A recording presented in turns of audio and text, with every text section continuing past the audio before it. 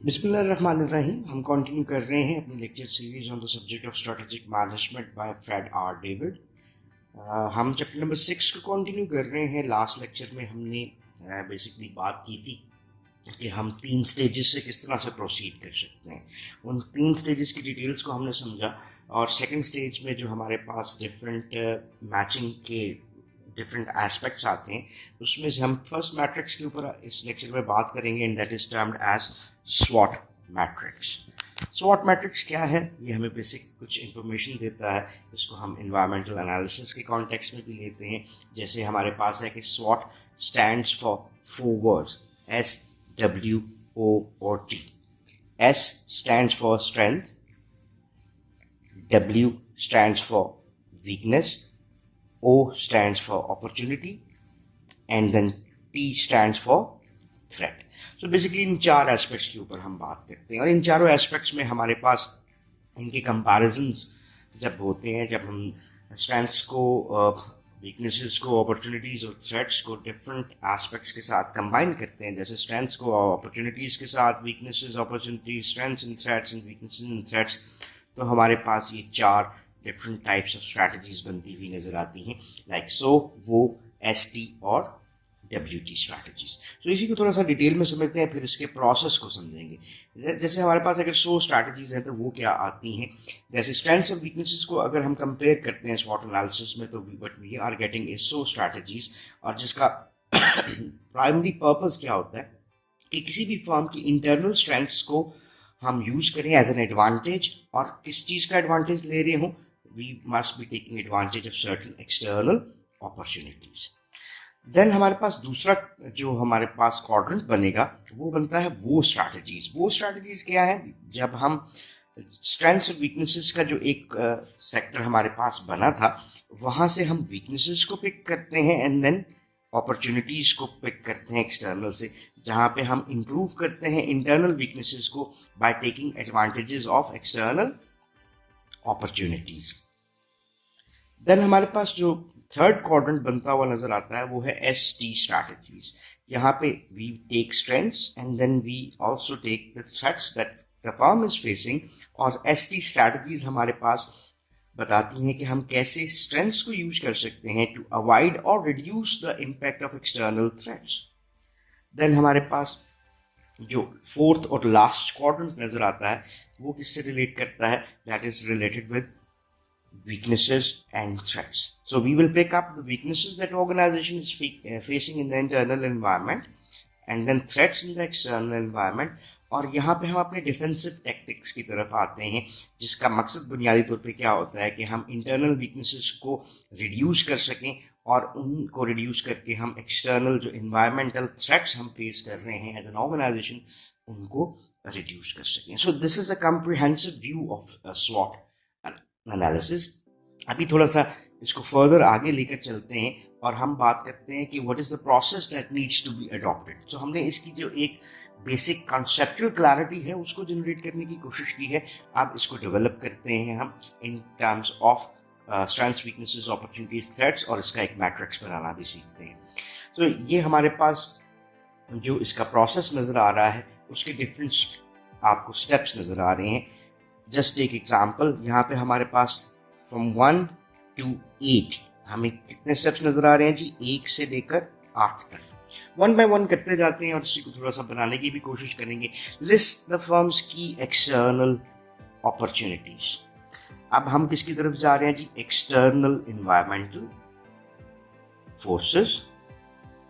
तो ये external environmental forces आ गए। यहीं पे हेड बना लेते हैं जी। हमारे पास एक्सटर्नल एनवायरनमेंट में या तो अपॉर्चुनिटीज एग्जिस्ट करती हैं और दूसरा हमारे पास जो एग्जिस्ट करती हैं वो हैं that is threats.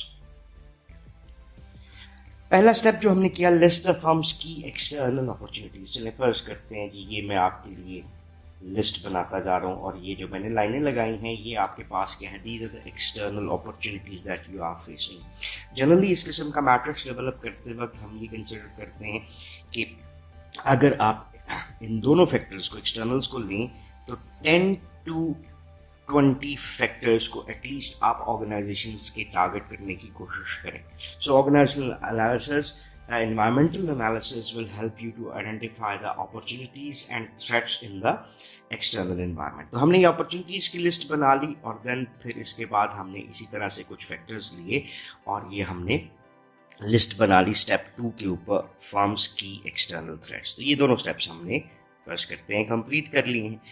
Then third step पे हम आते हैं, बात करते हैं लिस्ट द फर्म्स की इंटरनल स्ट्रेंथ्स। तो अब आ जाते हैं हम कौन से इन्वायरमेंट की तरफ, we will talk about internal environment. यहाँ पे कुछ चीज़ों को याद करने की बहुत ज़्यादा ज़रूरत है कि एक्सटर्नल इन्वायरमेंट में वो फोर्सेस होती हैं जो एक्सटर्नली इन्फ्लुएंस करती हैं, वो फोर्सेस जो ऑर्गेनाइजेशन के अपने कंट्रोल में नहीं होती और डायरेक्टली और इनडायरेक्टली ऑर्गेनाइजेशनल एक्शंस को इन्फ्लुएंस कर रही होती हैं। इंटरनल एनवायरनमेंट में हमारे पास वो फोर्सेस होती हैं जो विद इन द ऑर्गेनाइजेशन है और वो फोर्सेस जो कि ऑर्गेनाइजेशन अपने कंट्रोल में रखती है। यहाँ पर ये जो दो फोर्सेस हैं इनकी कैटेगराइजेशन जो हमें बनती हुई नजर आएगी वो दो होगी, वन इज स्ट्रेंथ्स और दूसरी जो हमें नजर आएगी वो होगी वीकनेस। सो थर्ड स्टेप के ऊपर लिस्ट द फर्म्स की इंटरनल स्ट्रेंथ्स, ये हमने जी एक और लिस्ट बना दी और यहाँ पर अगेन वही बात रिपीट करते हैं कि in order to be effective in developing a स्वॉट मैट्रिक्स हमें 10 से कम 20 तक डिफरेंट स्ट्रेंथ्स और वीकनेसेस को टारगेट करना है। सो हमने ये स्ट्रेंथ्स की एक लिस्ट बना दी। देन हम मूव करते हैं फोर्थ स्टेप के ऊपर, that is the firms internal weaknesses. अब हमने फर्म की इंटरनल वीकनेसेस की लिस्ट यहाँ पे क्रिएट कर दी। सो ये जो आपके पास एक डिफरेंट लिस्ट नजर आ रही है फोर्सेस की, ये हमारी कंप्लीट होती है और we have completed the 4 steps. अब नेक्स्ट जो हमारे पास आता है फिफ्थ स्टेप, उसमें हमने क्या करना है, मैच करना है इंटरनल स्ट्रेंथ्स को विद एक्सटर्नल अपॉर्चुनिटीज और उसी की बेसिस के ऊपर हमने रिजल्टेंट स्ट्रैटेजीज बनानी है। मैं आपको थोड़ा सा एक्सप्लेन करता हूँ और फिर इसके बाद आपको मैं जंप करवा देता हूँ एक मैट्रिक्स की तरफ और वहीं से हम इसकी फर्दर डिटेल देखते हैं। क्या किया जी हमने फिफ्थ स्टेप में, हमने इंटरनल स्ट्रेंथ्स को एक्सटर्नल अपॉर्चुनिटीज के साथ मैच किया। तो हमारे पास जैसे अभी हमने स्लाइड्स में देखा था 100 स्ट्रैटेजीज आ गई। देन हमने इंटरनल वीकनेसेस को एक्सटर्नल अपॉर्चुनिटीज के साथ किया तो हमारे पास वीकनेसेस और अपॉर्चुनिटीज वो स्ट्रैटेजीज आ गई। 7th स्टेप में हमने इंटरनल स्ट्रेंथ्स को एक्सटर्नल थ्रेट्स के साथ मैच किया तो हमारे पास स्ट्रेंथ्स और थ्रेट्स से रिलेटेड एसटी स्ट्रैटेजीज आ गई। देन हमने लास्ट स्टेप में इंटरनल वीकनेसेस को एक्सटर्नल थ्रेट्स से मैच किया तो हमारे पास WT स्ट्रैटेजीज आ गई। सो बाकी इसके कॉन्सेप्ट को समझने के लिए we must jump towards matrix.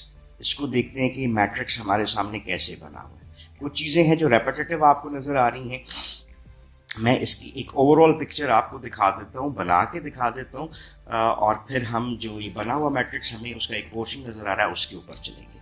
Just take example कि ये हमने एक मैट्रिक्स क्रिएट करना है। तो इतना क्लीन तो शायद आपके लिए ना बन सके but I hope that it will help to guide. ये हमने जनाब मैट्रिक्स बना दिया। इस मैट्रिक्स में जो हमारे पास एक्स एक्सिस आ रहा है वहाँ पे हम इंटरनल फोर्सेस को ले लेते हैं और वाई एक्सिस के ऊपर हम एक्सटर्नल फोर्सेस को ले लेते हैं। इंटरनल फोर्सेस में हमारे पास स्ट्रेंथ्स थी और हमारे पास देन वीकनेसेस थी। डब्ल्यू भी लिख लेते थे, चलो ठीक था। एक्सटर्नल एनवायरनमेंट में हमारे पास अपॉर्चुनिटीज भी थी और थ्रेट्स भी थी। अगर इस पुरानी लिस्ट के ऊपर हम जाते हैं जो हमने यहाँ पर क्रिएट की है, इसी लिस्ट के ऊपर से हम डाटा को रिट्रीव करते हैं अपने लिए और इस मैट्रिक्स के ऊपर ले आते हैं। लाइक ये हमारे पास जो वो लिस्ट थी स्ट्रेंथ्स की और ये हमारे पास वो लिस्ट आ गई वीकनेसेस की। इसी तरह से हमने यहाँ पे अपॉर्चुनिटीज को लिस्ट डाउन कर दिया और देन हमने थ्रेट्स को लिस्ट डाउन कर दिया। अब जब हम मैच करते हैं तो यहाँ पर हम स्ट्रेंथ्स को अपॉर्चुनिटीज के साथ मैच करते हैं। यहाँ पे हमारे पास जो स्ट्रैटेजीज आएंगी इस क्वाड्रेंट में वो 100 होंगी। जब हम वीकनेसेस को अपॉर्चुनिटीज के साथ मैच कर रहे हैं तो यहाँ पे इस क्वाड्रेंट में जो स्ट्रैटेजीज आएंगी वो होंगी। देन ST स्ट्रैटेजीज हमारे सामने आ जाएंगी और देन WT स्ट्रैटेजीज आ जाएंगी। तो ये हमारे पास 4 क्वाड्रेंट्स बने, ठीक है, जो कि हमें डिफरेंट 4 टाइप्स ऑफ स्ट्रैटेजीज दे रही हैं। अब अगर हम इसी जो हम मैट्रिक्स देख रहे हैं स्क्रीन के ऊपर, यहाँ पे आपको यही चीज़ फॉलो होगी। स्ट्रेंथ्स, वीकनेसेस, और ये नंबर ऑफ स्ट्रेंथ्स हमने लिस्ट डाउन कर दी। यहाँ पर हमारे पास कितनी स्ट्रेंथ्स हैं? 8। और इसी तरह से जो वीकनेसेस हैं, the organisation has 9 different weaknesses. और इसी को अगर हम वाई एक्सिस पे देखते हैं तो यहाँ पर हमने अपॉर्चुनिटीज प्लेस कर दी। 8 तक अपॉर्चुनिटीज हैं ऑर्गेनाइजेशन के पास और 6 थ्रेट्स हैं। सो अब आते हैं इसकी तरफ। इसको मैं थोड़ा सा आपके लिए मोर विजिबल और इकट्ठा बनाने के लिए चलें। आई होप कि ये थोड़ा सा आपके लिए और बेहतर नजर आएगा। अब ये देख रहे हैं आपके अपॉर्चुनिटीज और जो हमारे पास ऊपर स्ट्रेंथ्स थी उनको मिलाया तो ये 100 स्ट्रैटेजीज आ गई। इसी तरह से ये हमारे पास वो स्ट्रैटेजीज, SG स्ट्रैटेजीज और WT स्ट्रैटेजीज आ गई। अब अगली बात जो हमारी बनती है वो कि ये 100 क्या है और वो क्या है। पहले तो हम थ्योरेटिकली देख चुके हैं कि स्ट्रेंथ्स को और अपॉर्चुनिटीज को मिला रहे हैं, लेकिन यहाँ पर फर्ज करते हैं रिजल्टेंट स्ट्रैटेजी कोई एक ले लेते हैं। मैं पहले स्ट्रैटेजी को आपके लिए पढ़ता हूँ। Add 4 new in store promotions monthly. ये इसके सामने ब्रैकेट में आपको नजर आ रहा है S4 और O3। S4 क्या है और दूसरी तरफ O3 क्या है। पहले हमारे पास यहाँ पे इसी फ्रेम में O3 नजर आ रहा है। अपॉर्चुनिटी 3 क्या है कि हमारे पास vehicle traffic passing store up by 12%। और हमारे पास अगर S4 को देखते हैं तो हमारे पास यहाँ पे S4 ये in store promotions that is equal to 20% increase in sales. तो ये जो रिजल्टेंट स्ट्रैटेजी कहती है कि हम स्ट्रेंथ नंबर 4 को यूटिलाइज करें और इस स्ट्रेंथ नंबर 4 को यूटिलाइज करते हुए हम अपॉर्चुनिटी नंबर 3 को ग्रैब कर सकते हैं। और वो स्ट्रैटेजी क्या बनी कि add 4 new in store promotions monthly. अब स्ट्रेंथ क्या नजर आई थी हमें कि हमारे पास जो इन स्टोर प्रमोशंस हैं वो हो सकती हैं और उसका इम्पैक्ट हमें नजर आता है कि हम सेल्स को बेहतर कर सकते हैं। अपॉर्चुनिटी क्या नजर आती है हमें कि जो व्हीकल्स ट्रैफिक है वो 12% इंक्रीज हो चुकी है जो कि स्टोर के पास से गुजरती है। इसका मतलब है अगर हम इन स्टोर एडवर्टाइजमेंट्स को बढ़ाते हैं तो more people will be expose to this kind of ads और वो स्टॉप ओवर्स दे के हमारी सेल्स को इन्हांस कर सकते हैं। इसी तरह से अगर आप यहाँ पर देखते हैं रिजल्टेंट स्ट्रैटेजीज को तो आपको वो स्ट्रैटेजी नजर आ रही है विच इज वीकनेसेस नंबर 2 और अपॉर्चुनिटी नंबर 2। सो हम वीकनेस नंबर 2 को अगर हम ओवरकम करें तो opportunity number 2 rival computer store opening 1 mile away, इसको हम ग्रैब कर सकते हैं। इसी तरह से आपको अगले क्वाड्रेंट्स में अगर देखा जाए तो आप स्ट्रेंथ नंबर 6 को यूज कर रहे हैं, स्ट्रेंथ नंबर 7 को यूज कर रहे हैं to avoid the threat number 1।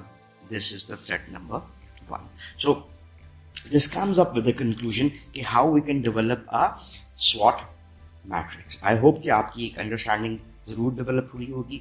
If still there is any questions, you can ask in the comment section and we will definitely love to answer those. So once again, thanking you for watching this lecture. Have a nice time. Allah Hafiz.